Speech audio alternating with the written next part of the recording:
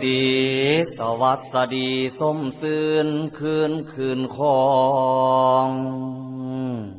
เสียงคองกองใช้เสียงดังไปบ่ขาด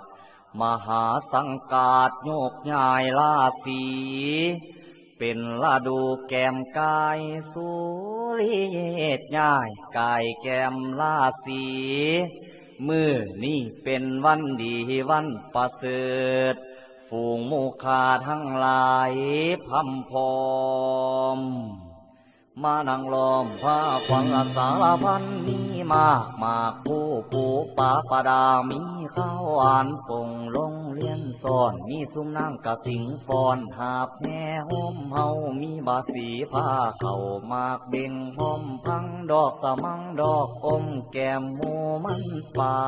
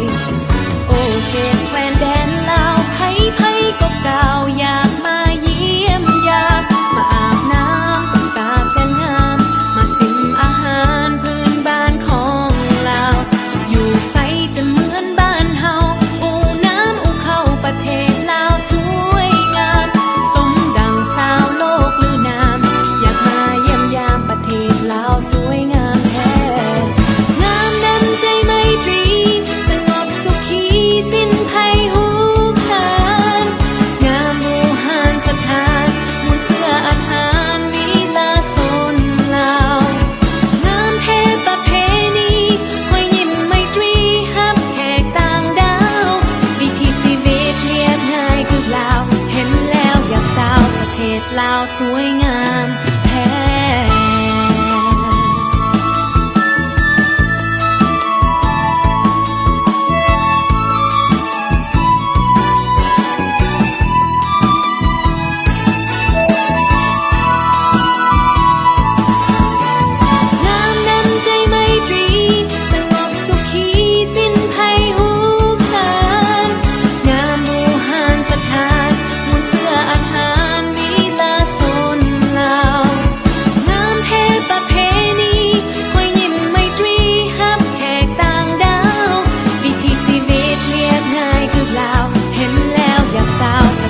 ลาวสวยงาม